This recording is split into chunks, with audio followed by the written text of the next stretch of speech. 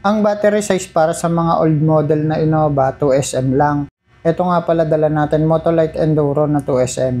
Pero may ibang mga customer nilalakihan nila ginagawa nilang 3SM. Pero sabi naman ni Madam okay na daw sa kanya yung 2SM Motolite Enduro. Ang kwento pa nga niya sa akin yung lumang battery daw niya nasa 4 years na daw. Kung magbe-base tayo sa kwento ni Madam, napakaganda na nun 2SM battery sa Innova tapos tumagal siya ng 4 years. Tapos nagagamit pa daw ito araw-araw mga guys. Kaya itong 2SM battery sapat na. Hindi na kailangan mag-upgrade ng mas malaking battery. Kung ikukumpara dito sa Motolite Enduro na 3SM, mas mataas po yung AH nito o yung ampere hour. Mas mataas po yung battery capacity nito compare dun sa 2SM battery na Motolite Enduro. Kapag merong additional na accessories yung sasakyan nyo, halimbawa merong sound system o nagdagdag kayo ng mga ilaw, mas maganda na mas mataas yung AH ng battery. Pero kapag stock lang naman yung sasakyan nyo, okay na yung 2SM battery para dito sa Toyota Innova. O kaya meron din namang battery na 2SM na mas mataas yung AH o yung battery capacity. Kagaya halimbawa ng Motolite Excel. Pero syempre, mas mahal yun compare dito sa Motolite Enduro. Pero kung magbabase tayo sa kwento ni Madam, umabot ng 4 years, para sa akin okay na tong Motolite Enduro na 2SM. So ayun lang, na-share lang. Maraming salamat po. Sana nakatulong.